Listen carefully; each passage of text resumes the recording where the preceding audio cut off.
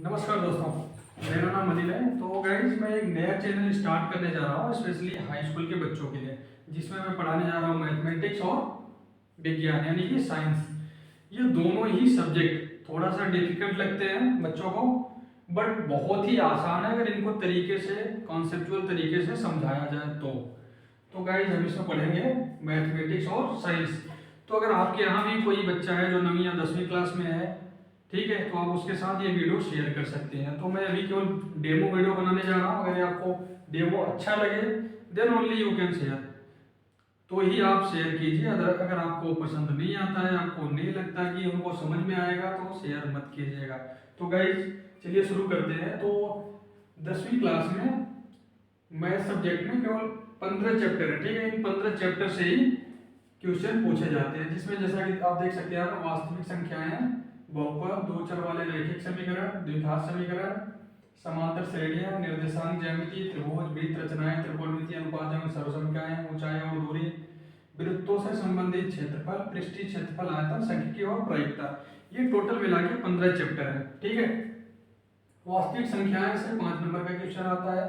बाकी ये जो हमारे बाकी की ये 5 चैप्टर हैं, इनसे टोटल 18 नंबर का क्वेश्चन आता है। निर्देशांक ज्यामिति से 5 नंबर का आता है। त्रिभुज, वृत्त रचनाएं एवं इन तीनों से 12 नंबर का आता है। त्रिकोणमितीय अनुपात एवं सर्वसंख्याएं, ऊंचाई और दूरी, इससे 12 नंबर का क्वेश्चन आता है। क्षेत्रफल और पृष्ठीय आयतन और क्षेत्रफल से रिलेटेड 8 नंबर का क्वेश्चन आता है। सांख्यिकी और प्रायिकता से 10 नंबर का, टोटल 70 नंबर का क्वेश्चन बनता है, ठीक है। बाकी 30 नंबर का आपका प्रैक्टिकल हो जाता है। तो चलिए शुरू करते हैं। कुछ जैसा कि मैंने आपको बताया कि डेमो वीडियो है, इसमें मैं कुछ जो ये चैप्टर है इनसे रिलेटेड जो कुछ क्वेश्चंस हैं उसको मैं सॉल्व करूंगा, उसके पीछे का कॉन्सेप्ट क्या है वो मैं इसमें समझाने वाला हूँ। तो वीडियो आपको पूरा एंड तक देखना है, तभी आपको समझ में आएगा और आप क्लियर कर पाओगे कि कॉन्सेप्चुअली आपको समझ में आया या नहीं आया, ठीक है। तो चलिए शुरू करते हैं गाइस। तो इसमें मैं कुछ एग्जांपल्स लेने वाला हूं, तो शुरू करते हैं। ये 4 चैप्टर, ठीक है, ये 4-5 चैप्टर जब तक आप 8वीं क्लास का चैप्टर नहीं पढ़ोगे, अगर आपने पढ़ लिया है तो ये आसानी से समझ में आएगा। ये बहुत ही सिंपल है, ठीक है। जैसे द्विघात समीकरण है, ये कुछ इस तरीके से होता है, ax² plus bx plus c equal to 0, ठीक है। कुछ इस टाइप का होता है द्विघात समीकरण। द्विघात समीकरण इसको क्यों बोलते हैं, क्योंकि इसमें है जो चर पद है उसमें क्या है, उसकी घात क्या है, 2 है, इसलिए इसको द्विघात समीकरण बोलते हैं। इसका जो सॉल्यूशन निकल के आता है, यानी कि जो इसको हम हल करते हैं, तो उसमें 2 आंसर हमें मिलते हैं, ठीक है। x का 2 वैल्यू हमें मिलता है, ठीक है। x का जो हमें वैल्यू मिलता है वो 2 मिलता है, क्योंकि इसका घात 2 है, ठीक है। अगर एक घात रहता ax plus b equal to 0, इसमें एक ही वैल्यू मिलने वाली है, ठीक है। वो भी क्या मिलेगी, अगर ax इधर है, b को हम उस साइड ले जाएंगे, अगर इधर प्लस है तो उधर क्या है, माइनस हो जाएगा, ठीक है। इधर आ जाएगा तो माइनस होगा और x की वैल्यू आ जाएगा minus b upon a। b इधर है, a क्योंकि यहाँ पे मल्टीप्लाई है, अगर उधर जाएगा उस साइड जाएगा तो क्या हो जाएगा, डिवाइड हो जाएगा। तो इस तरीके से एक आंसर ही मिलेगा, ठीक है। बट अगर द्विघात समीकरण है, यानी कि x की पावर 2 है, यानी कि चर की पावर 2 है, तो वहां पे हमें 2 सॉल्यूशन यानी कि 2 आंसर मिलेंगे, ठीक है।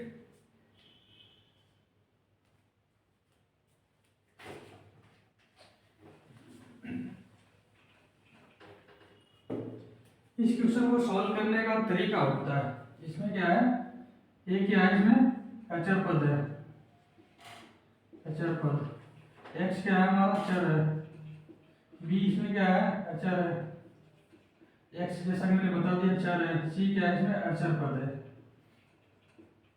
अब ये चर पद और अचर पद होता क्या है, सबसे पहले हम इसको समझ लेते हैं।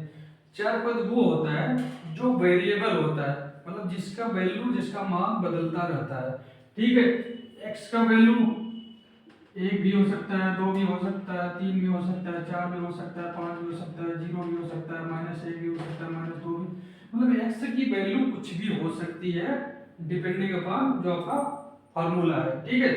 इसलिए हम इसको चर बोलते हैं, क्योंकि ये चलता रहता है, इसका क्या है, वैल्यू को है, इसका जो मान होता है वो बदलता रहता है हर समीकरण के हिसाब से, ठीक है। जैसा समीकरण होगा वैसा ही x का मान होगा, इसलिए इसको हम चर पद बोलते हैं, ठीक है।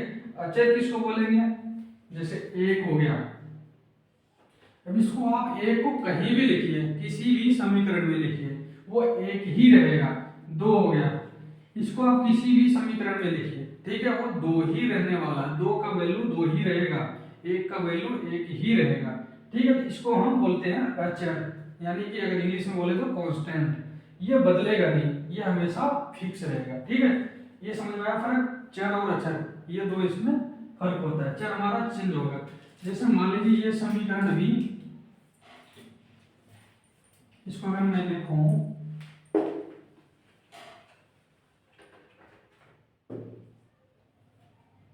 इसको मैं अगर लिखता हूं 3x² plus 7x plus 12, sorry 4 equal to 0 अगर मैं करता हूं, ठीक है। एक मान लीजिए ये द्विघात समीकरण है, इसका हमें सॉल्यूशन निकालना है, ठीक है। इसके बहुत सारे तरीके हैं जो हम समझेंगे, जब हम द्विघात समीकरण को पढ़ेंगे तो उसमें हम समझेंगे इसके अलग अलग तरीके हैं। अभी मैं एक आपको सिंपल तरीका बताता हूँ, ठीक है, जिससे हम इसको सॉल्व कर सकते हैं। इसमें हमारा क्या है, एक 3 है, ठीक है, ये कांस्टेंट है, ये हमारा कांस्टेंट है, ये हमारा क्या है, कांस्टेंट है। 3 7 4, x की वैल्यू हमें पता नहीं है, जो हमें निकालना है, ठीक है। ये क्या हमारा, इस हम उसको हम इसी को हम a लिख रहे थे, इसी को हम क्या लिख रहे थे, b लिख रहे थे, इसी को हम क्या लिख रहे थे, c, ठीक है। इस फार्मूले से अगर आप कंपेयर करोगे इसको, a बराबर कितना हो गया 3, b बराबर कितना हो गया 7, c बराबर कितना हो गया 4, bx 7x, ax² 3x², c 4, ठीक है। ये चीज समझ में आ गया। अब इसको सॉल्व करने के लिए अलग अलग तरीके हैं, जैसा कि मैंने बताया बहुत सारे तरीके हैं, वो सारे तरीके हम जानेंगे, ठीक है। वो सारे तरीके हम क्या करेंगे, जानेंगे। अभी जो मैं बताने जा रहा हूँ उसको आप ध्यान से देखिएगा,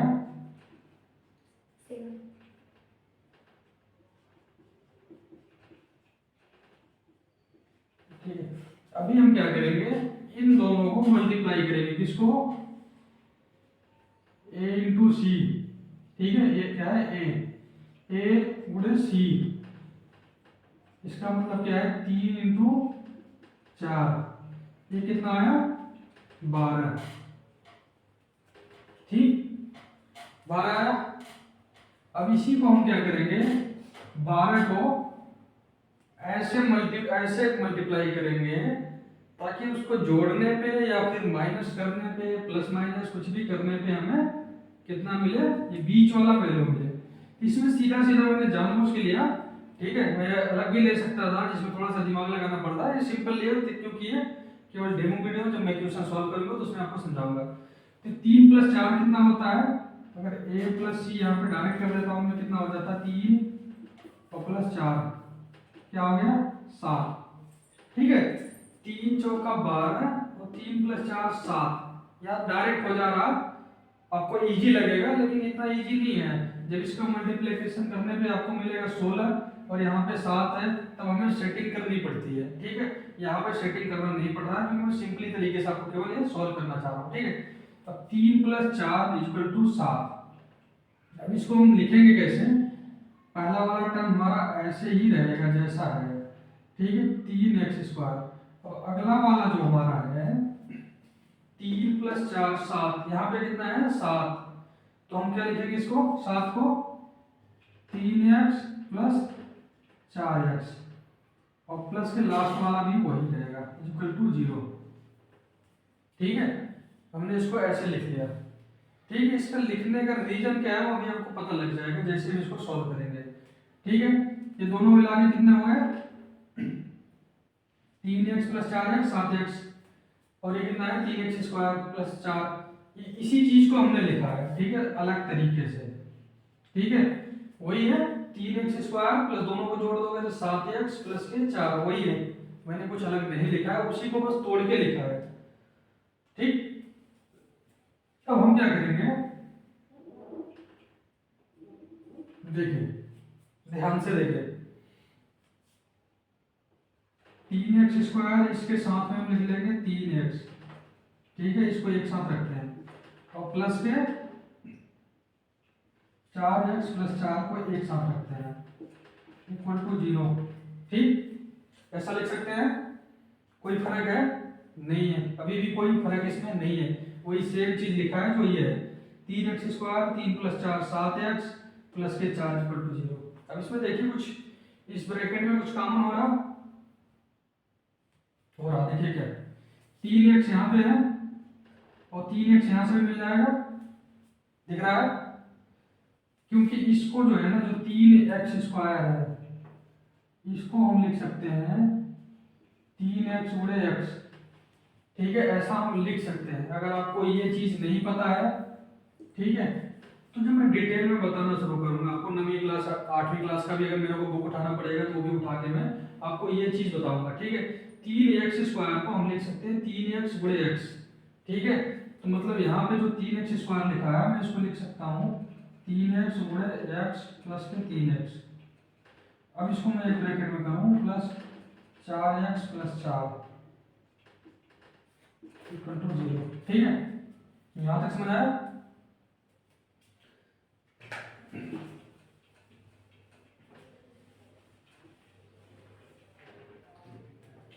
अब इसमें से देखिए कॉमन हो रहा है क्या 3x, जैसे मैं 3x को कॉमन लूंगा, ठीक है, ब्रैकेट में क्या बचेगा यहाँ पे x बच जाएगा, x, यहाँ पे 3x पूरा ही कॉमन ले लिया तो यहाँ पे क्या बचेगा 1 + 1 और यहाँ पे क्या है 4x + 4, इसमें से 4 कॉमन हो जाएगा तो प्लस में लिख सकते हैं 4 कॉमन ले लिया तो यहाँ पे क्या बचेगा x प्लस के 1 = 0, समझ आया। अब देखिए अब इन दोनों में देखिए एक टर्म हमारा ये हो गया और दूसरा टर्म ये हो गया, ठीक है। टर्म बोले तो पद, ठीक है, एक पद हमारा ये हो गया, दूसरा पद हमारा ये हो गया, ठीक है। अगर मैं हिंदी में इसको लिखूं कि हमारा पहला पद है, ये हमारा क्या है दूसरा पद, पहला पद दूसरा पद, ये 2 पद क्यों है, जब भी प्लस का निशान आए बीच में, ठीक है, उसके बाद कोई नंबर आता है तो वो एक अलग ही पद हो जाता है, ठीक है।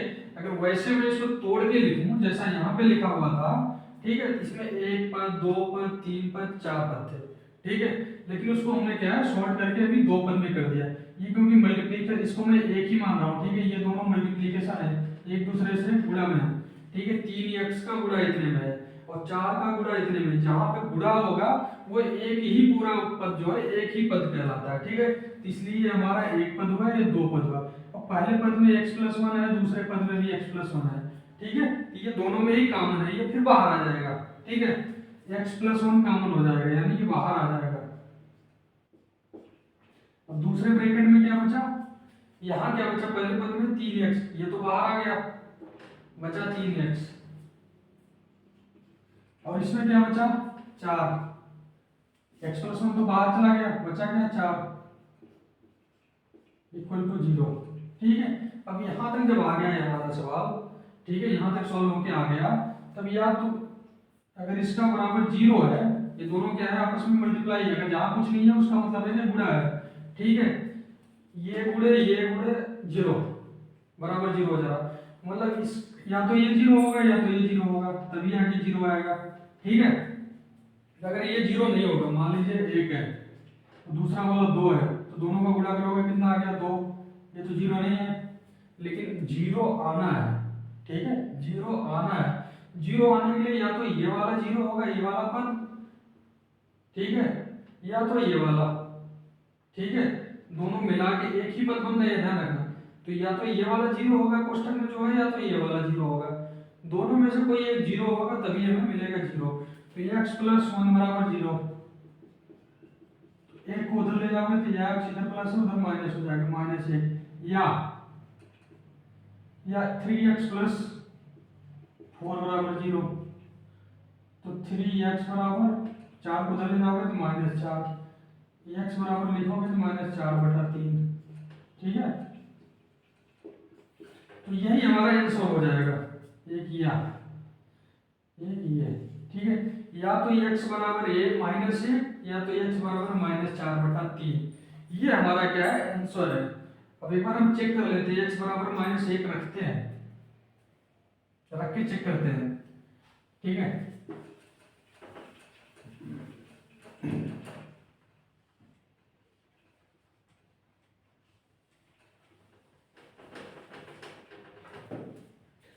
चलिए x बराबर -1 रखिए, 3 गुणे -1 के घाते 2 प्लस 7 गुणे -1 प्लस 4 = 0। ठीक है, माइनस का अगर स्क्वायर हो गया, ठीक है, मतलब माइनस का 2 बार गुणा हो गया तो वो प्लस हो जाता है। अगर हम -1 का स्क्वायर करेंगे तो +1 होगा हमेशा। ठीक है, ये ध्यान रखना है अपने को। तो ये क्या हो जाएगा, प्लस हो जाएगा, -1 गुणे -1, यहाँ पे क्या हो जाएगा 3, और ये क्या है 7 गुणे -1। जब किसी भी संख्या का माइनस में गुणा होगा तो वो माइनस मिलेगा। ठीक है, +1 गुणे -1, ये हमेशा -1 होगा, तो 7 गुणे -1 ये -7 हो जाएगा। ठीक है, और प्लस के 4 = 0। अब यहाँ पे देखिए 3 प्लस में है, 4 भी प्लस में है, ये दोनों प्लस प्लस एक साथ जुड़ जाएगा, तो 3 और 4 कितना हो गया 7, और ये माइनस वाला 7 है = 0, 7 में 7 के 0। क्लियर है, मतलब -1 रखने पे ये हमारा 0 हो जाएगा। ठीक है, ऐसे हम -4/3 जो आ रहा था वो भी रखेंगे, तब भी इसका मान 0 हो जाएगा। ठीक है, तो ये हमारा क्या है, द्विघात समीकरण है। अब इसको सॉल्व करने के बहुत सारे तरीके हैं, केवल एक तरीका नहीं होता। अगर जब हम मैथ की बात करते हो तो एक हम एग्जांपल देते हैं। जैसे मान लीजिए ये तुम्हारा घर है, ठीक है, ये तुम्हारा घर है, ठीक है, घर कैसा भी हो सकता है। ठीक है, मान लीजिए ये तुम्हारा घर है, ठीक है, तुमको यहां से जाना है कहाँ, अपने नानी के घर। ठीक है, वो भी चलो कुछ ऐसे ही बना देता हूँ बढ़िया सा। ठीक है, जो भी है, ठीक है, ये तुम्हारे नानी का घर है। पिक्चर तो अच्छी नहीं बनी है, कोई बात नहीं, नानी का घर आपका बढ़िया होगा है। तो आपको कहाँ, यहाँ से अपने घर से आपको नानी के घर जाना है। तो अगर आपको रास्ता पता है तो आप पहुंच जाइएगा। तो नानी के घर जाने का रास्ते क्या एक ही होगा क्या, जरूरी है एक ही हो सकता है कि एक रास्ता ये हो, एक रास्ता इधर से हो जा रहा हो, एक सीधा रास्ता जा रहा हो। ठीक है, एक कहीं बहुत घूम घूम के ऐसे ऐसे करके ऐसे आ रहा हो। ठीक है, अल्टीमेटली आप पहुंच कहाँ रहे हो, नानी के घर ही पहुंच रहे हो। ठीक है, पहुंच रहे हो कि नहीं, तो छुट्टी आती है ना तो अक्सर सब नानी के घर ही जाती है, इसलिए मैंने एग्जांपल ले लिया नानी का ही घर। ठीक है, तो वहां जाने के लिए आपके पास रास्ते बहुत सारे हैं, बट आपको जाना किस रास्ते से ये आपको डिसाइड खुद करना है। ठीक है, आप चाहोगे तो शॉर्टकट रास्ते से जा सकते हो, बट अगर शॉर्टकट वाले रास्ते पे ट्रैफिक जाम हो लंबा, इसमें वैसे तो अगर ट्रैफिक नहीं है तो 1 घंटा लग रहा, बट अगर ट्रैफिक है तब पता लगा ट्रैफिक में आपको जाने में 4 घंटे लग जाएगा। जबकि ये जो लंबा वाला रास्ता है बिल्कुल ना, सबसे लंबा वाला, उससे पता लगता है कि 3 ही घंटे लगते हैं। तो आप क्या कीजिएगा, ये छोटा वाला रास्ता पकड़ेंगे क्या, बिल्कुल नहीं पकड़ेंगे, मतलब ही नहीं बनता कि उसमें 4 घंटे लग जाने। और बड़ा वाला रास्ता आप पकड़ रहे हो, घूम घूम के जा रहे हो, तब आपको 3 घंटे लग रहे हैं। ठीक है, बट एक चीज और है इसमें, देखो आप तब भी रास्ता ये पकड़ सकते हो, अब उसके लिए दूसरा रीजन आएगा क्या, टाइम तो इसमें ज्यादा लग रहा है लेकिन पैसा इसमें कम लग रहा है, ऐसा है ना। अगर आपको तेल ही बचाना है, मोटिव, अगर आपको तेल बचाना है, पैसा बचाना है, तो आप इसी से जाओगे, थोड़ा लेट जाओगे तो कोई दिक्कत नहीं है, एक जगह गाड़ी खड़ी कर दिया और ट्रैफिक हटेगी तब जाएंगे, कोई बात नहीं, 4 घंटे में पहुंचेंगे, मेरा 500 रुपये 400 रुपये बच जाएगा।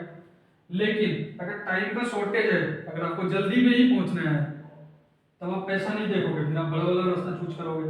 ठीक है, तो ऐसे ये मिड रेंज वाले भी रास्ते हैं, कहोगे ना चलो यार कोई नहीं, ये वाला नया वाला रास्ता देख लेते हैं यार चल के, तो ये वाला पकड़ लोगे। और कोई ये नहीं यार चलो इधर से कोई बढ़िया सीन देखता है, उसको देखते हुए चलेंगे, तो अब ये वाला भी रास्ता पकड़ सकते हो। मतलब ऐसा ही मैथमेटिक्स है। ठीक है, एक क्वेश्चन को सॉल्व करने के बहुत सारे तरीके होते हैं, बट आपको सॉल्व कौन से तरीके से करना है वो आपको जो क्वेश्चन में पूछा जाएगा उसी तरीके से करना है।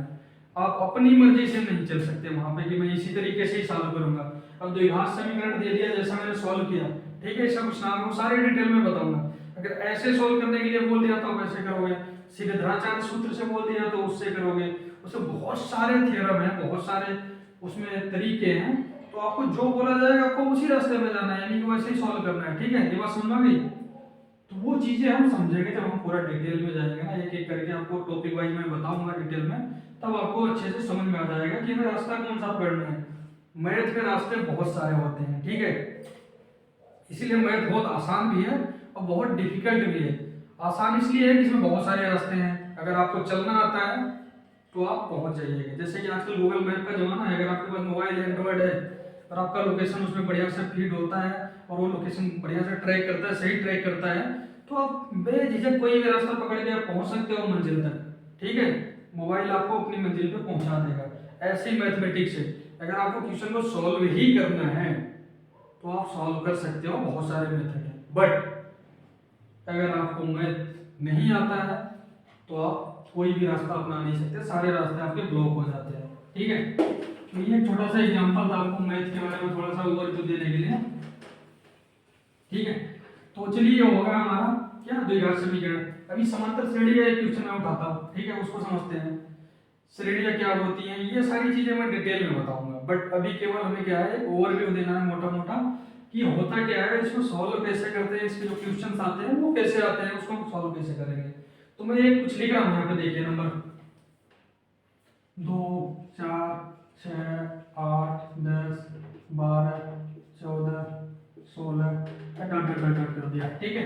अभी इसको ध्यान से देखिए आप, पहला क्या 2, अगला क्या है 4, उसके बाद 6 8 10 12 14 16। इसको देख के देखिए, इसमें कुछ आपको नजर आ रहा है, कोई सिमिट्री दिख रहा है, कुछ एक तरीका दिख रहा है इसको आगे बढ़ने का, दिख रहा है ना। देखिए इसमें अगर आप 2 ऐड कीजिएगा, प्लस 2 कीजिएगा, ठीक है, तो कितना मिलेगा 4, इसमें प्लस 2 कीजिए कितना मिलेगा 6, इसमें प्लस 2 कीजिए कितना मिलेगा 8, इसमें प्लस 2 कीजिए कितना मिलेगा 10, इसमें प्लस 2 कीजिए कितना मिलेगा 12। ये इसी तरीके से, यानी कि सब में क्या है, 2 को ऐड कर रहे हैं, और दोनों के बीच का अंतर क्या है उसको ध्यान से देखते हैं, वही मिलेगा आपको। 4 में से 2 गए, 4 माइनस 2 2, 6 में से 2, 6 में से 4 गए 2, और 8 में से 6 गए, और 10 में से 8 गए। तो ये सीक्वेंस बन रहा है, यानी कि जो अंतर है, देखिए किन्हीं दो पदों के बीच का अंतर, कंटिन्यूअस पदों का मतलब जो लगातार पद है उसके बीच का अंतर कितना है 2, इसके इसके बीच का अंतर 2, इसके इसके बीच का अंतर 2, इसके इसके बीच का अंतर 2, इसके इसके बीच का अंतर 2। अगर अंतर समान हो, सर्वांतर, जिसको हम सर्वांतर बोलते हैं, ठीक है, क्या बोलते हैं,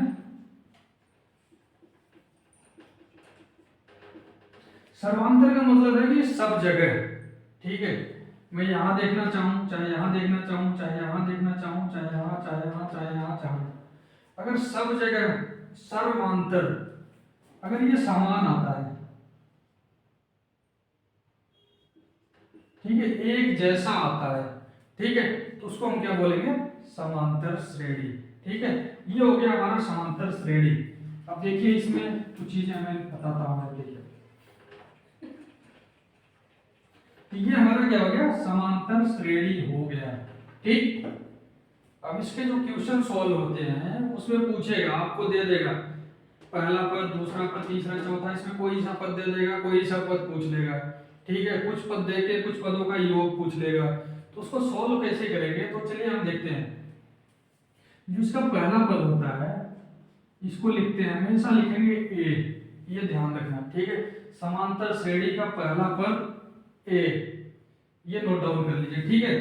दूसरा पद इसको हम A2 लिख सकते हैं, ठीक है, कुछ भी लिख दो उससे फर्क नहीं पड़ता, और T1 T2 करके भी लिखते हैं, ठीक है। तो पहला पद हमारा A, अब A में दूसरा पद हमारा क्या है, देखिए A प्लस 2, तीसरा पद क्या है हमारा, तीसरा पद A प्लस 2 प्लस 2, और चौथा पद क्या है A प्लस 2 प्लस 2 प्लस 2, ऐसे ही है ना।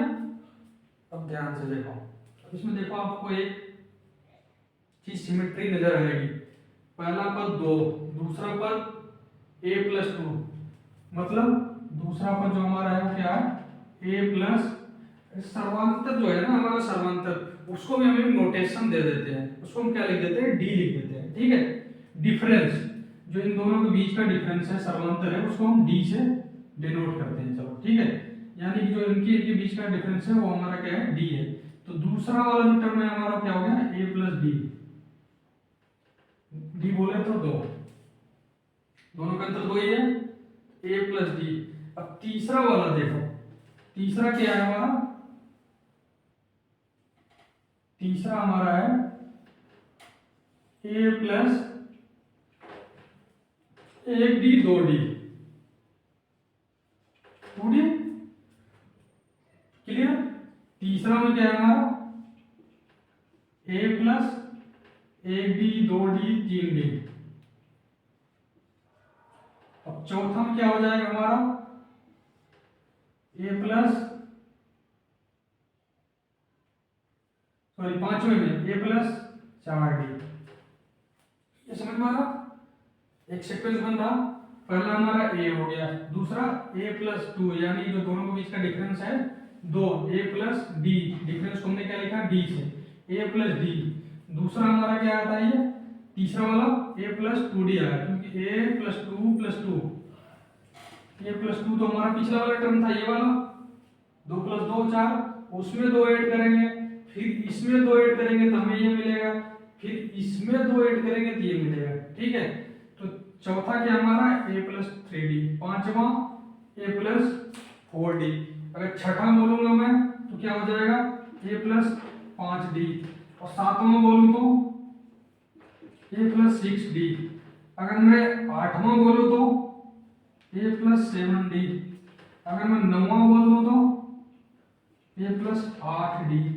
अगर दसवां बोलूं तो ए प्लस नाइन डी। तो क्या होगा, पहला में तो ए प्लस जीरो डी, इसको ए है तो ए प्लस जीरो डी मैं लिख सकता हूँ पहले वाले को। मैं थोड़ा सा ऊपर लिखता हूँ,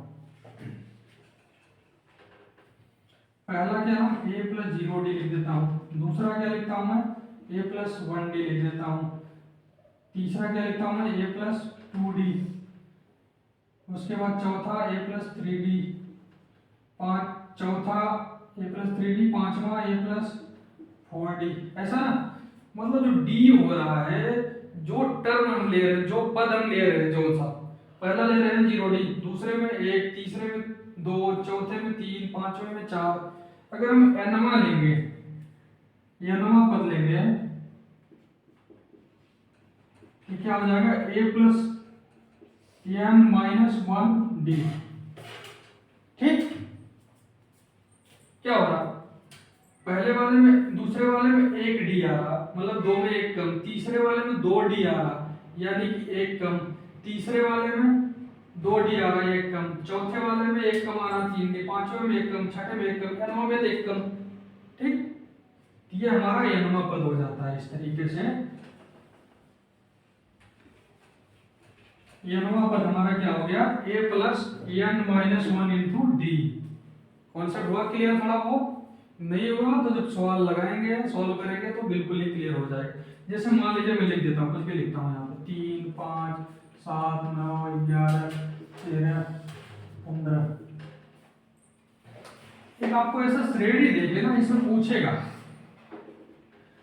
इसमें क्या पूछेगा, जो आपको क्वेश्चन आएगा हाई स्कूल के एग्जाम में, तो आपको पहला पद पूछेगा। तो पहला पद आपका यही हो जाता है जहां से स्टार्ट होता है श्रेणी। ठीक है, उसके बाद पूछेगा आठवां पद, नौवां पद। ठीक है, पहला पद यानी कि ए दे दिया आपको, ये दिया क्या, 3। अब आपको सर्वांतर निकालना आता है, वो कहीं से भी किसी में माइनस कर लीजिए, इसमें ये कर लीजिए, इसमें ये कर, लगातार पद में। ठीक है, इसके बाद वाले में ही माइनस करना है। ठीक है, 13 माइनस 11। अगर डी हम निकाले तो हमें कितना मिल जा रहा है, यहाँ पे 7 में 5 के 2, 5 में 3 के 2। तो सर्वांतर भी पूछ सकता है, श्रेणी का सर्वांतर कितना है। ठीक है, तो आप आसानी से निकाल सकते हैं, एक एक नंबर के क्वेश्चन आएंगे, पहला पद और सर्वांतर। ठीक है, 2 नंबर क्लियर। इसके अलावा 3 4 नंबर या 5 नंबर में पूछेगा आठवां पद, 3 नंबर में पूछेगा, 5 नंबर में तो नहीं पूछेगा क्योंकि वो भी बहुत आसान है, सिंपल है। जैसे मान लीजिए इसमें पूछा 5वां पद, ठीक है, T5,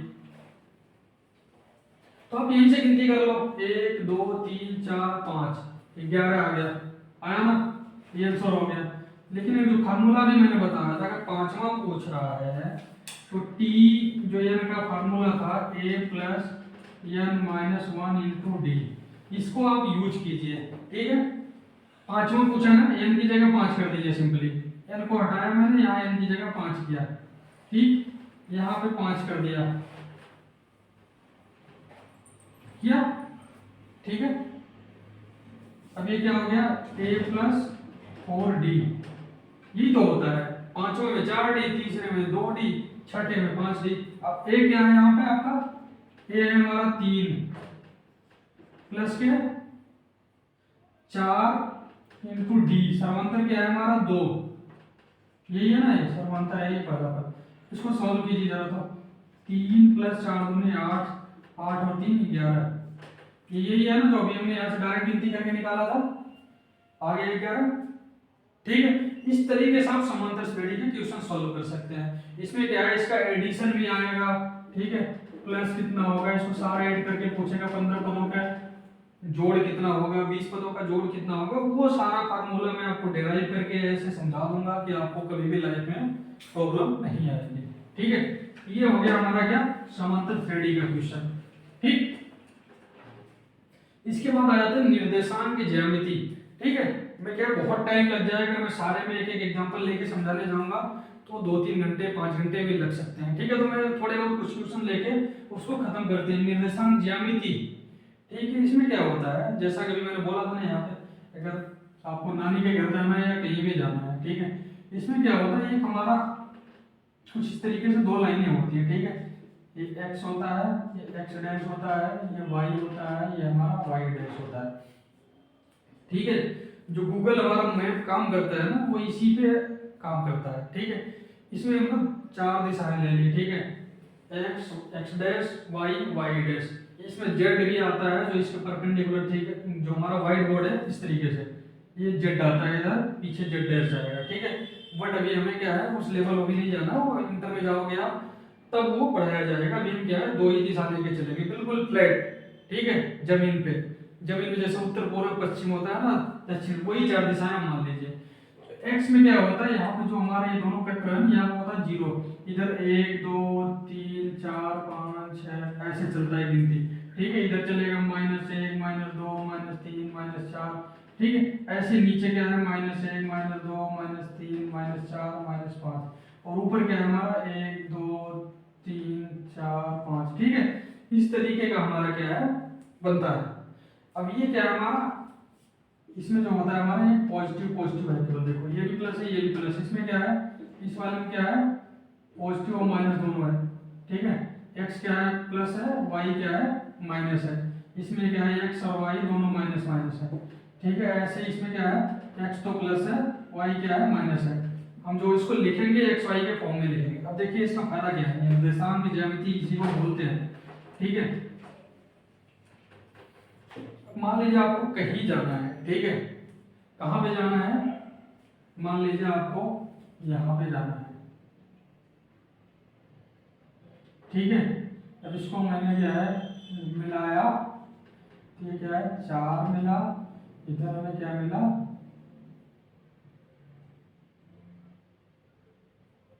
चलिए मान लीजिए हमको यहाँ जाना है, यहाँ पे क्या मिला हमें 3 मिला, ठीक है। आपको जाना कहाँ पे है, यहाँ पे। अब आप कहीं भी रहो दुनिया में, किसी भी कोने में, ये क्या है, जैसे 5 का अनंत तक चलेगा, इधर ये अनंत तक चलेगा, इधर अनंत तक चलेगा, इधर अनंत तक चलेगा। अब आपको कहीं भी जाना हो, किसी भी लोकेशन पे, उसका क्या है, x डायरेक्शन में एक पॉइंट फिक्स होगा, y डायरेक्शन में एक पॉइंट फिक्स होगा। कहीं भी जाओ, मान लीजिए आपको यहाँ जाना है तो x में यहाँ मिल जाएगा और यहाँ मिल जाएगा। आपको इधर कहीं यहीं जाना है, ये लाइन, ठीक है। तो आप कहीं भी जाओ, अगर आपके पास ये मैप तैयार है तो आप जा सकते हो। मान लीजिए आपको यहाँ पे जैसा मैंने बताया जाना है, तो आपको क्या करना है, 3 तक इधर जाना है। अगर इसको मैं किलोमीटर में लिख दूं तो 3 किलोमीटर आपको इधर जाना है, फिर इधर से सीधा कितना जाना है, 4 किलोमीटर। 3 इधर गए, 4 इधर गए, तो आप क्या है अपनी मंजिल पे पहुंच जाओगे। तो ये निर्देशांक ज्यामिति का बहुत ही जबरदस्त यूज क्या है गूगल मैप में किया जाता है, ठीक है। अब इसका बहुत सारे इसमें फार्मूले बनते हैं, इसमें लाइन ड्रॉ करना होता है, वो सारी चीजें मैं आपको बताऊंगा, ठीक है। तो जब इसको पढ़ेंगे तब इसको डिटेल में समझेंगे। अभी आपके लिए इतना ही मोटा मोटा है, ये बहुत ही जबरदस्त चीज है हमारा क्या है, लोकेशन फिक्स करने के लिए। ठीक है, अब टोटल आपको डिस्टेंस कितना जाना है, पहले देखो आप तो यहाँ से यहाँ जा रहे हो, फिर यहाँ से यहाँ जा रहे हो, ये कितना हो गया 3 किलोमीटर प्लस 4 7 किलोमीटर आप चले गए, यही ना। बट आप शॉर्ट में भी जा सकते हो ना, सीधा यहाँ से सीधा ऐसे। ये कैसे, जब आपको पता हो कि इधर 3 है 4 है, तो हमें क्या है, सीधा जाने पे कितना किलोमीटर चलना है। अब देखो ये कितना है 4, यहाँ से यहाँ 4 ही तो है ना, ये यहाँ से यहाँ, और यहाँ से यहाँ कितना है 3। अगर पाइथागोरस प्रमेय आपको पता हो, ठीक है, नहीं पता है तो कोई बात नहीं, वो भी मैं बताऊंगा। उसमें क्या होता है, कर्ड स्क्वायर इक्वल टू आधार स्क्वायर प्लस के लंब स्क्वायर। ठीक है, इसका यूज करके आप ये वाला वैल्यू निकाल सकते हो, आधार लंब, ठीक है, 3 स्क्वायर प्लस 4 स्क्वायर मतलब 9 प्लस 16 इक्वल टू 25। ये क्या है, हमारा कर्ण स्क्वायर है। अब कर्ण हमें निकालना है तो 5 × 25 5 आ जाएगा। ठीक है, ये सारी डिटेल में समझाऊंगा आपको, वर्गमूल कैसे निकालते हैं नहीं निकालते हैं वो सब डिटेल में आपको समझाऊंगा। तो मतलब अगर हम सीधा सीधा जाएंगे तो कितना 5 किलोमीटर में चलना है, तो हम 7 किलोमीटर क्यों जाएंगे। बट आपको अगर पता होगा कि x डायरेक्शन में कितना जाना है, y डायरेक्शन में कितना जाना, then only you can calculate it. ठीक है, तभी आप ये सॉल्व कर सकते हो, अदरवाइज आप नहीं कर सकते हैं। ठीक है, ये एक छोटा सा ओवरव्यू हो गया निर्देशांक ज्यामिति का। त्रिभुज में क्या है, त्रिभुज से बहुत सारे क्वेश्चन बनते हैं, बहुत ही सिंपल है। ठीक है, इसको भी हम समझेंगे। इसमें त्रिभुज में क्या है, त्रिभुज यानी कि 3 भुजाओं वाला, जिसमें 3 भुजा हो। अगर 3 भुजाओं को आप आपस में कनेक्ट करोगे, ठीक है, आप कैसे भी कर लो, जो भी दिमाग लगाना है वो लगा लो। जब उसको आप बनाओगे 3 भुजाओं को कनेक्ट करके, तो आपको कुछ ऐसा शेप मिलेगा। ठीक है, ये कुछ भी हो सकता है, ये ऐसे ऐसे ऐसे भी हो सकता है, लेकिन वो कुछ ऐसे ही मिलने वाला है। ठीक है, और थोड़ा बहुत शेप चेंज होगा। 3 भुजाओं को आप आपस में क्या करोगे, अटैच करोगे, मिलाओगे, तो आपको ऐसा कुछ शेप मिलेगा। ठीक है, इसी को हम बोलते हैं त्रिभुज। अब इससे रिलेटेड बहुत सारे थ्योरम है, थ्योरम बोले तो प्रमेय, उन प्रमेयों को हम समझेंगे। ठीक है, बट अभी नहीं, अभी हम बस समझ लेते हैं त्रिभुज क्या है। ठीक है, ये हमारा त्रिभुज है। तो एक आध प्रमेय का अगर आपको बात करनी है तो चलो हम कर लेते हैं। एक होता है इसमें समरूपता का प्रमेय है। ठीक है, अगर 2 त्रिभुज हमारे क्या है, समरूप है, अगर 2 त्रिभुज हमारे समरूप हैं, ठीक है, अगर मैं इसको लिखूं ए बी सी, इसको लिखूं पी क्यू आर। ठीक है, समरूप, समरूप क्या होता है, समान रूप। ठीक है, जिनका रूप समान हो तो उसको हम बोलेंगे समरूप। ठीक है, अगर 2 त्रिभुज समरूप है, ठीक है, तो जो प्रमेय कहता है वो ये कहता है जो उनकी संगत भुजाएं हैं, संगत भुजाएं, संगत मतलब उसके साथ वाली सामान वाली भुजा, उसका जो क्या होता है, डिवीजन अनुपात होता है, वो बराबर होता है। जैसे कि ए बी, ये हमारा क्या है ए बी, इसका संगत भुजा कौन है, मैंने समरूप केवल बना दिया है, मैं डिटेल में नहीं जा रहा हूँ, तो डायरेक्ट बना दिया। ठीक है, ऐसे ही मिलता जुलता इसका भी रूप है, अगर आप ध्यान से देखेंगे, ऐसे गया ऐसे ये भी गया, ये सीधा आया ये सीधा आया, ये दोनों में 90 का बना, इसलिए समरूप हो गया। ठीक है, वो समरूपता का अलग अलग प्रमेय है। ठीक है, वो मैं समझाऊंगा। A B upon P Q equal to A C upon P R equal to B C upon Q R. ठीक है, आप कोई सा भी त्रिभुज पहले मान लो, अगर इसको पहले मान रहे हो, इसकी भुजा और इसके संगत वाली भुजा का अनुपात, इसकी वाली भुजा ये वाली भुजा का अनुपात, फिर ये वाली भुजा का अनुपात हमेशा क्या है, आपको बराबर मिलेगा। ये आप करके देख लेना, चाहे तो प्रैक्टिकली आप कोई त्रिभुज बनाइए सिमिलर साइज सिमिलर शेप का, यानी कि समरूप, आप उसको मेजर कीजिए और उसका अनुपात निकालिए और चेक कीजिए। ठीक है, ये आपके लिए एक टास्क हो गया, इसको आप करके देखिए, आपको क्या है, ये हमेशा क्या है, बराबर मिलेगा। ठीक है, ये समरूपता का प्रमेय है, और इसमें बहुत सारी चीजें हैं, सर्वांग समता वगैरह वगैरह, वो सारी चीजें हैं, हम इसको डिटेल में स्टडी करेंगे जब हम इसको स्टार्ट करेंगे इस चैप्टर को। ठीक है, अभी वृत्त आ गया हमारा। अब वृत्त क्या है, वृत्त समझते होंगे। छोटा सा अगर उदाहरण लूँ मैं, तो ये मान लीजिए आपका एक सेंटर है, ये हमारा क्या एक लाइन है। ठीक है, ये लाइन है, ये सेंटर है, यानी इस लाइन को हमने क्या है इस जगह पे फिक्स कर दिया। आप चाहे तो एक कील मार लीजिए जमीन पे, उसमें एक धागा बांधिए। ठीक है, उस धागे के छोर को, छोर बोले तो एंड, उसका जहाँ पे खत्म हो रहा उसको पकड़ के इसको टाइट रखते हुए, ठीक है, धागे को टाइट रखते हुए उसको घुमाइए। इसको जब आप घुमाएंगे आप, ठीक है, चलिए मैं इस डायरेक्शन में इसको घुमाता हूँ। जब इसको आप घुमाएंगे, इसको घुमाएंगे तो कुछ ऐसा शेप बनेगा। ठीक है, जो ऐसा शेप बनेगा उसी को हम क्या बोलेंगे, वृत्त। ठीक है, तो ये एक गोला बनता है। गोला अलग चीज हो गया, गोला हमारा सॉलिड होता है, बट ये क्या है, एक लाइनिंग होती है सर्कुलर। ठीक है, वृत्ताकार, इसी को हम वृत्त बोलेंगे। अब ये हमारा क्या है, लाइन है। ठीक है, ये फिक्स होता है, इसी को हम क्या बोलते हैं, जो ये हमने फिक्स करके लिया है, ये यहाँ पे इसको सेंटर मान के जो हमने धागा पकड़ा था ये फिक्स। ठीक है, इसको हम बोलेंगे क्या, त्रिज्या। ये हमारा क्या है, त्रिज्या है।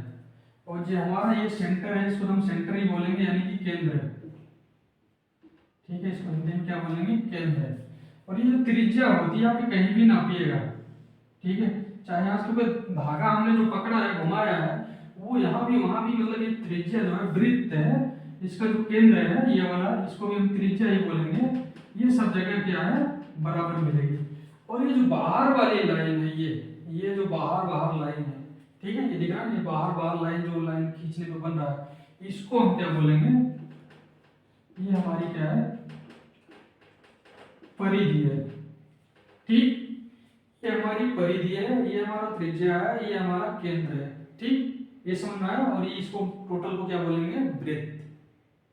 ठीक है, अब केंद्र, त्रिज्या, वृत्त, परिधि, ये इन सब का एक रिलेशन बन के निकलेगा। ठीक है, एंगल का वो क्या है, प्रमेय अलग अलग हो जाएंगे, वो भी मैं आपको बताऊंगा। एक आध एग्जांपल इसमें लेके मैं सॉल्व भी करता हूं, जो आपका हाई स्कूल के एग्जाम में 100% पूछे जाना वाला है। ठीक है, वो आना ही आना है, क्वेश्चन आप लिख लीजिए चाहे तो, बस क्या नंबर डिजिट एंगल आपका चेंज रहेगा, बट वो आएगा।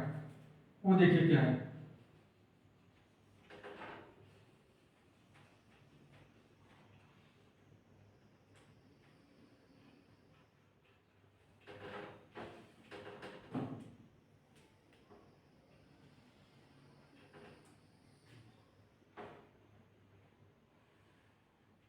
ये एक हमारा वृत्त है।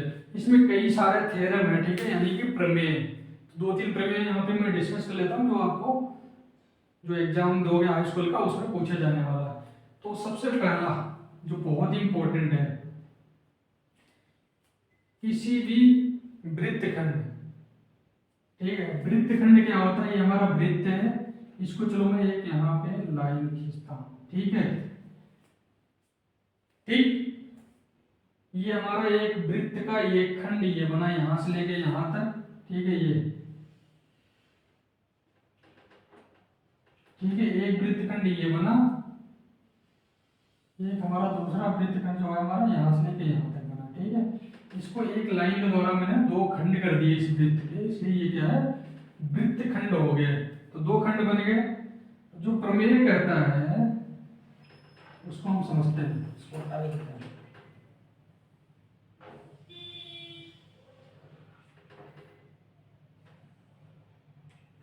जो हमारा प्रमेय कहता है पहला, वो क्या कहता है, एक ही वृत्तखंड द्वारा उसकी परिधि पर बने कोण, ठीक है, जो उसकी परिधि पे बन रहा है कोण, उसका जो केंद्र पर बन रहा है उसी वृत्तखंड द्वारा कोण, वो क्या है, उसका दोगुना होता है।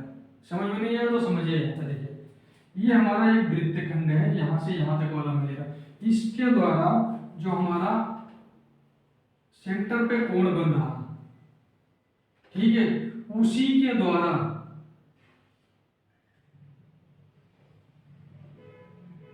ठीक है, वो आप कहीं भी बना लो, मैं दो बना देता हूं। ठीक है, अगर मान लीजिए ये कोण हमारा थीटा है, ठीक है। तो इसके जो केंद्र पे ये बना कोण है, ये बोला 2 थीटा होगा, उसका डबल होगा, ठीक। ये इसका क्या है, प्रमेय है सर्कल का, वृत्त का। मतलब अगर ये वाला हमने जैसा कि बताया आपको, ये वाला मैंने क्या लिया, वृत्त खंड लिया, ये वाला। अब इसके द्वारा कहाँ कोण बन रहा है, एक तो ये बन रहा और एक क्या बन रहा है, सेंटर पे बन रहा। तो जो सेंटर पे कोण बनेगा वो इस कोण का दोगुना होगा, ठीक। इसको मैं सिद्ध करके आपको बताऊंगा जब प्रमेय पढ़ाऊंगा, ठीक है। तो जैसे मान लीजिए ये दे दिया 30 डिग्री, थीटा बराबर 30 दे दिया यहाँ पे, तो ये हमारा जो है, ये जो केंद्र पे बना ये 60 डिग्री हो जाएगा। ये सिंपल सा आपका 1 नंबर का क्वेश्चन आएगा, ठीक है। बाकी प्रमेय सिद्ध करने के लिए बोलेगा तो 5 नंबर का देगा। मैं बहुत ही अच्छे तरीके से इसका कॉन्सेप्ट मैं आपको क्लियर कर दूंगा, ठीक है। तो ये हमारा क्या थीटा है, तो ये हमारा कितना हो जाएगा, 2 थीटा। अब ये थीटा है तो ये भी हमारा थीटा ही होगा, ठीक है। ये नोट कर लेना। अभी क्या है, आपको ये वाला एंगल दे देगा तो ये पूछ लेगा, ठीक है, या तो ये पूछ लेगा, तो आप उसका आसानी से जवाब दे सकते हैं। 1 नंबर या 2 नंबर में क्वेश्चन बहुविकल्पी में आएगा, ठीक। अब दूसरा प्रमेय हम इसका देखते हैं।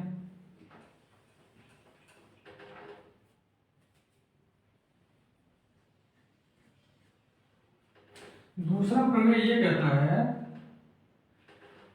अर्धवृत्त में बना कोण समकोण होता है।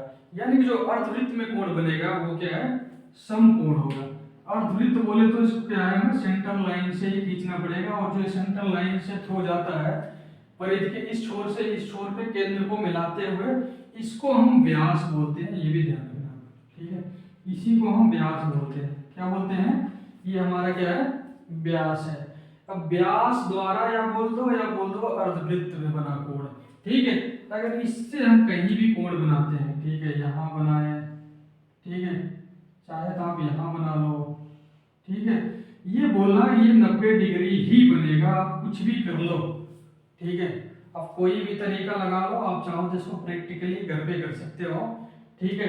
एक आप वृत्त बनाओ, ठीक है, एक वृत्त बनाओ किससे, डिस्पेंगा जानते हैं ना, एक जो इस टाइप का कुछ होता है, ऐसा करके ऐसे होता है, नुकीला सा यहाँ होता है, उसके बाद ऐसे होता है, कुछ ऐसे सिस्टम होता है, ठीक है। यहाँ पे आपका नुकीला होता है, जिसमें यहाँ पे आप क्या है, पेंसिल फंसा सकते हो, ठीक है। ये नुकीला होता है, इसको आप घुमाते हो इस पेंसिल को, ठीक है। इसकी मदद से आप क्या कीजिए, एक वृत्त बनाइए, ठीक है। वृत्त बनाने के बाद उसका जो सेंटर होगा उससे एक लाइन खींच दीजिए आर पार, कहीं से मिलाते हुए। जरूरी नहीं मैंने ऐसे खींचा, आप कैसे भी खींच दीजिए, ठीक है, ऐसे खींचिए। अब उसके द्वारा, ठीक है, अभी इसको मिटाते हैं। उसके बाद आप, चलिए इसको पहले मिटाते हैं। उसके बाद क्या कीजिएगा, आप वृत्त बनाइए, ठीक है, ये सेंटर लाइन खींचिए, ठीक है।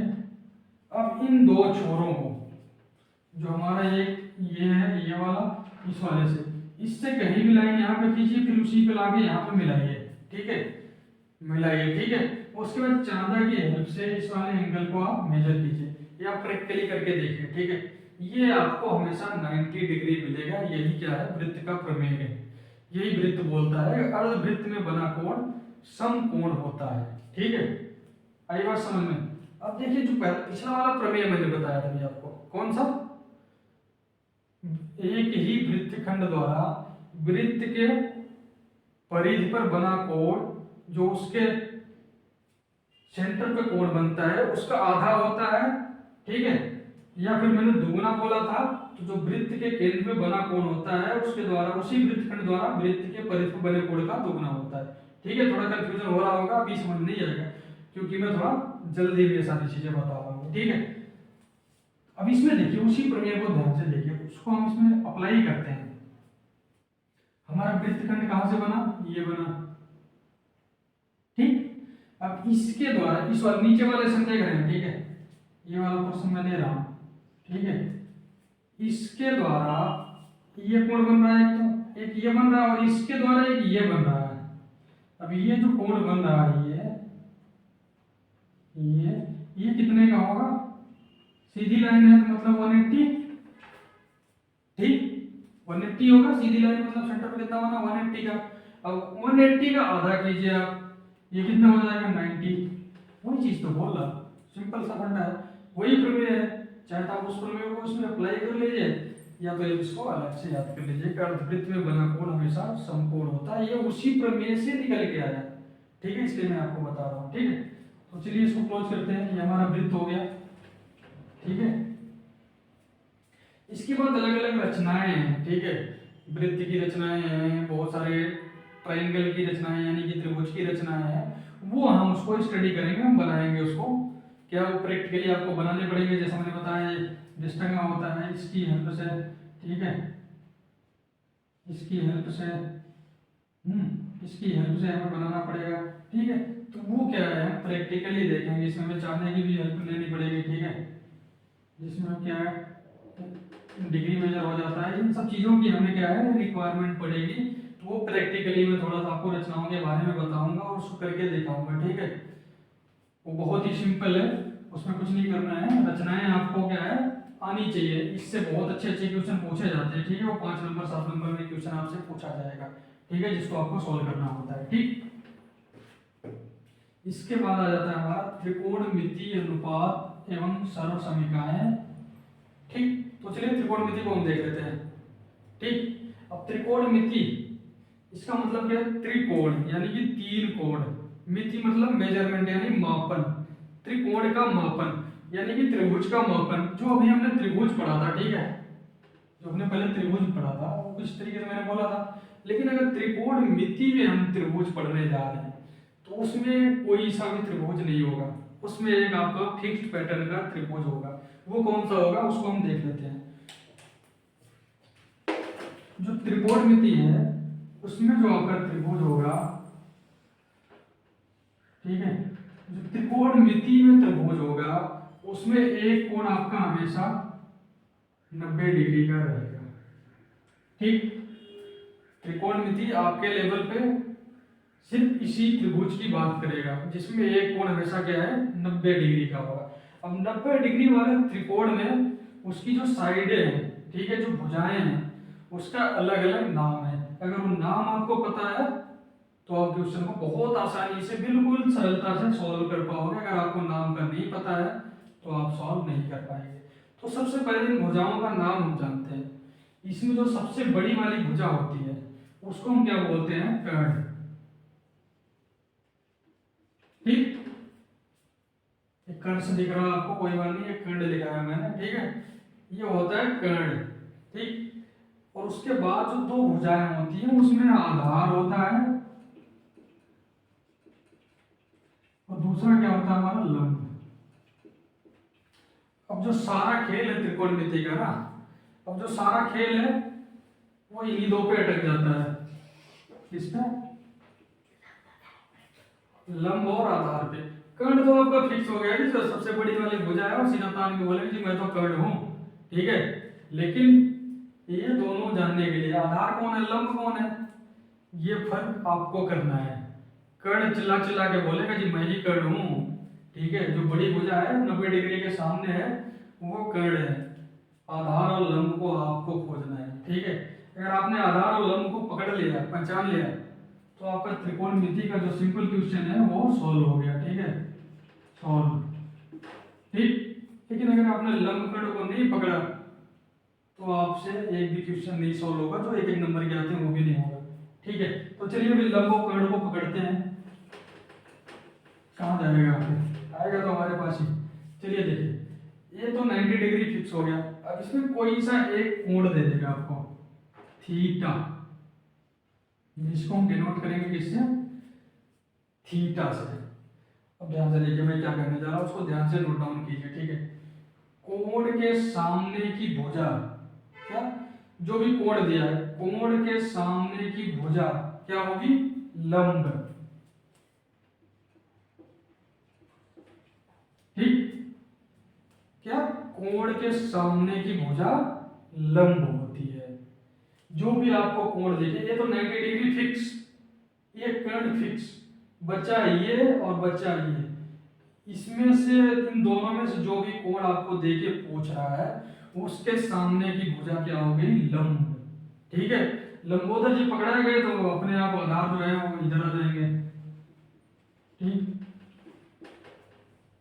खत्म कहानी। कर्ण आपको पता है पकड़ना आपको किसको है, लंब को।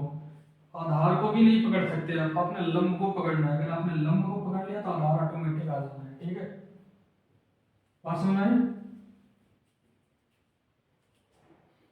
तो क्या, थीटा के सामने, कोण के सामने की भुजा को हम क्या बोलेंगे, लंब। ठीक, अब इन तीनों को खेल से हम साइन थीटा, कोस थीटा और tan theta, sec theta, cosec theta और कॉट थीटा को हम समझते हैं। ठीक, अब इसीलिए चीजों को पहले क्लियर कर लेता हूं मैं। ठीक है, क्योंकि अभी तो मैंने बता दिया ये वाला थीटा लिया तो ये वाला लंब हो गया। अगर मैं ये वाला थीटा लेता, थीटा की जगह चलो मैं इसको बीटा ले लेता हूं। ठीक है, ये बीटा भी होता है, एक थीटा होता है, एक बीटा होता है। ठीक है, तो बीटा अगर इसको लिया तो इसके सामने की भुजा क्या है, ये लंब हो जाएगी और ये क्या हो जाएगा, हमारा आधार हो जाएगा जो भी लंब था। ठीक है, अगर हम बीटा यूज करेंगे तो ये लंब हो जाएगा, अगर थीटा यूज करेंगे तो ये लंब हो जाएगा। क्लियर, यहां तक कोई डाउट नहीं होना चाहिए। ठीक है, चलिए आगे चलते हैं।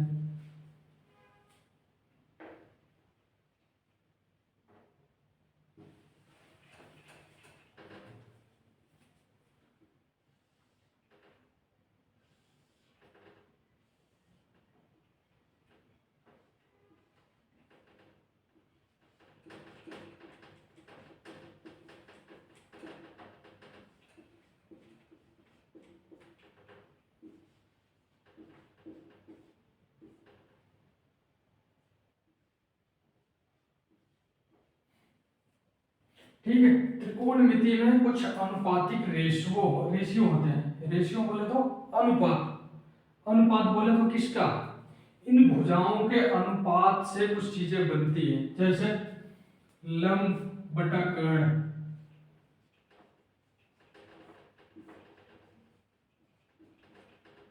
जैसे आधार बटा कर्ण,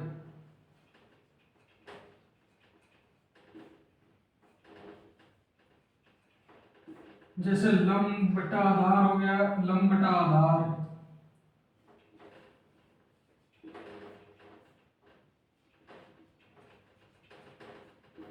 ठीक है, ये जो भुजाएं हैं, भुजाओं का मतलब इसकी कुछ लंबाई दी हुई होगी। ठीक है, मान लीजिए 3 दे दिया, मान लीजिए 4 दे दिया, ये ऑटोमेटिक आपका 5 आ जाएगा।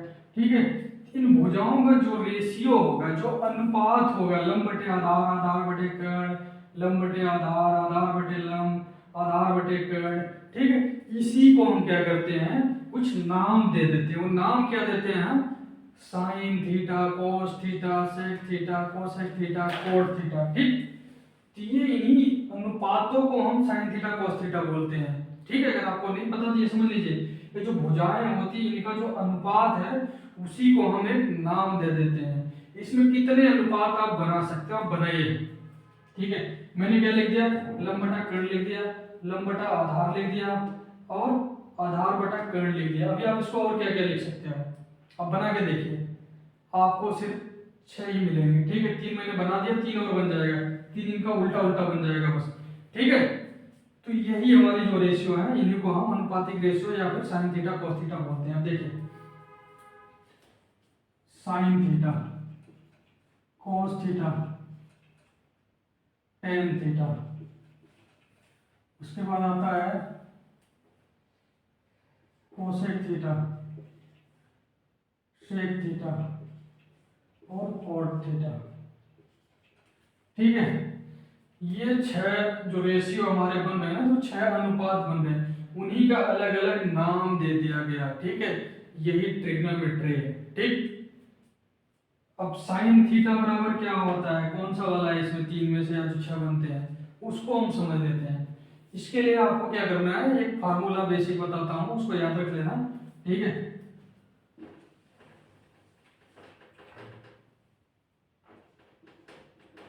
लाल बटा कक्का। ठीक है, लाल बटा कक्का, लाल में क्या है LAL और कक्का में क्या है KKA। के मत कर देना, ठीक है, वो काका हो जाएगा, हमने कक्का बोला है तो कक्का ही करना है, KKA। ठीक, अगर आपने ये याद कर लिया थोड़े आसानी से याद हो जाएगा, लाल बटा कक्का। ठीक है, किसी का लाल मनी पकड़ लो, लाल दर पकड़ लो, किसी का लाल डिवाइड कर दो, लाल बटा कक्का हो गया, बहुत आसान है। अब लाल बटा कक्का में एल क्या है, एल हमारा जो है लंब है, ये क्या है हमारा, ये आधार है, और के क्या है, कर्ण है। ठीक है, तीनों आ गए, लंब आधार कर्ण, उन तीनों को मिक्सअप करके हमने क्या बना दिया है, लाल बटे कक्का। ठीक, यहाँ तक क्लियर पॉइंट।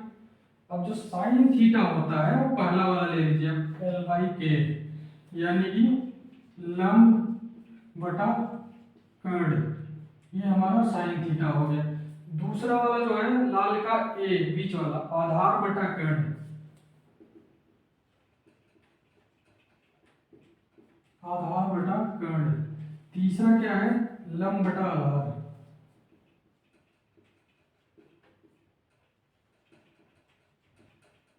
ठीक है, साइन कोस टेन, आपको ये तीन लिखने हैं। उसके सामने क्या है, sec cosec sec tan, cot, tan के सामने कोट, कोस का सेक, साइन का कोसेक। ये आपको थोड़ा सा याद करने वाली, याद भी करने वाली चीजें नहीं होती, mathematics is all about practice. ठीक है, कहने का मतलब ये है मैथ जो है ओनली प्रैक्टिस से आता है। प्रैक्टिस बोले तो अभ्यास, आप जितना अभ्यास करेंगे आपके दिमाग में ये सेट हो जाएगा। ये कोई मैंने अभी नहीं सीखा है, ये मैंने 10वीं क्लास में ही सीखा था, बट अभी भी याद है। ठीक है, तो क्यों, क्योंकि मैंने प्रैक्टिस किया हुआ है अच्छे से उस टाइम। अभी मैंने कोई बीच में कोई रिवीजन नहीं किया। ठीक है, अभी आपको पढ़ाने के लिए मैं आ रहा हूँ, तो थोड़ा सा मेरे को क्या है, रिवाइज करना पड़ेगा, वो देखने पड़ेंगे कौन कौन से किस टाइम पे कौन से चैप्टर में क्वेश्चन है। इसके अलावा मेरे को कोई जरूरत नहीं है ज़्यादा रिवीजन की। ठीक है, तो ये हमारा साइन थीटा, कोस थीटा और टेन थीटा, ये क्या हो गया, लंब बटे कर्ण, आधार बटे कर्ण, लंब बटे आधार। अब कोसेक को करोगे इसका उल्टा कर दो आप, कर्ण बटे लंब, सेक करोगे कर्ण बटे आधार। ठीक है, और कोट पे करोगे तो आधार बटे लंब। ठीक, यहां तक बात क्लियर हुई, यहां तक समझ आया। अब इस त्रिभुज में आपको क्या भुजाओं की लंबाई ना दे रखी होगी। ठीक है, उसके बाद वो पूछेगा, एक एक दो दो नंबर में पूछेगा। जैसे इसमें दे दिया, लंब दिया 3, आधार दिया 4 और कर्ण दिया 5। अब बोलेगा साइन थीटा का मान बताओ, तो आप क्या लिखोगे, साइन थीटा बराबर लाल बटे कक्का से लंब बटे कर्ण, लंब क्या है 3 और कर्ण क्या है 5, 3 बटा 5, ये क्या हमारा आंसर हो गया। ठीक है, अब अगर इसी में पूछ लिया साइन बीटा बताओ और बीटा इसको बोल दिया तो घबराइएगा नहीं, सिंपल है। साइन बीटा पूछ दिया, बीटा बोले तो इसके सामने का ये वाला लंब हो जाएगा, लंब कितना 4, 4 लंब बटे कर्ण, कर्ण तो वही रहने वाला 4 बटा 5। ठीक है, ये आंसर हो जाएगा। ठीक है, अभी आपका पॉइंट क्लियर हो गया होगा थीटा बीटा का क्या केस होता है। ठीक है, इस तरीके से हमारा क्या है, त्रिकोणमितीय अनुपात हो गया। इसकी कुछ सरल समीकरण होती है, साइन कोस में कुछ फार्मूले होते हैं, sine square theta plus cos square theta is equal to 1 होता है, 1 plus tan square equal to sec square. ठीक है, तो ये सारे क्या है, फार्मूले हैं, सरल समीकरण हैं, मतलब ट्रिग्नोमेट्रिक का रेशियो जो है उसमें उनका अलग अलग रिलेशंस है। ठीक है, संबंध है, साइन कोस का अलग अलग अपना संबंध है। ठीक है, वो मैं डिटेल में बताऊंगा जब आपको पढ़ाऊंगा। ठीक, अभी ऊंचाई और दूरी, ऊंचाई दूरी में यही ट्रिग्नोमेट्री लगनी है। जो लंब आपको दिख रहा है ये ऊंचाई हो जाती है, और जो आधार होता है ये दूरी हो जाती है। सिंपल सा इतना ही फंडा हो जाता है, वो ऊंचाई दूरी का सवाल हो जाते हैं। ठीक है, इसके बाद क्या है, वृत्तों से संबंधित क्षेत्रफल, तो वो भी आपको मैं बताऊंगा। वृत्त का क्षेत्रफल कितना होता है, होता है पाई आर स्क्वायर। ठीक है, अगर उसका रेडियस आर है तो वृत्त का जो क्षेत्रफल होता है वो पाई आर स्क्वायर होता है। ठीक है, ये सारी चीजें मैं आपको बताऊंगा। इसके अलावा क्या है, पृष्ठीय क्षेत्रफल और आयतन। ठीक है, ये भी बहुत ही आसान है, लेकिन थोड़ा सा डिफिकल्ट लगता है, लेकिन है बहुत आसान। मैं आपको बताऊंगा तो आपको समझ में आ जाएगा। इसके अलावा सांख्यिकीय और प्रायिकता है। ठीक है गाइस, तो आई होप कि आपको ये वीडियो पसंद आया होगा। अगर आपको अच्छा लगा वीडियो, आपको कॉन्सेप्ट समझ में आया, तो गाइस इस चैनल को जितना ज़्यादा हो सके अपने दोस्तों के साथ शेयर जरूर कीजिए। ठीक है, ताकि वो अपने साथ साथ उनकी भी हेल्प की जा सके। Thank you guys. इसके बाद हम इसका एक चैप्टर वाइज श्रेणी पूरा स्टार्ट करेंगे हाई स्कूल का।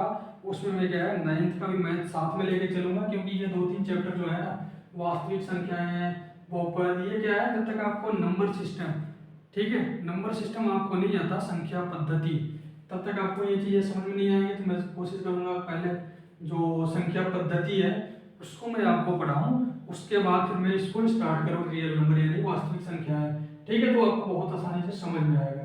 तो गाइस इस वीडियो को मैं यहीं पे क्लोज करता हूँ। Thank you guys for watching.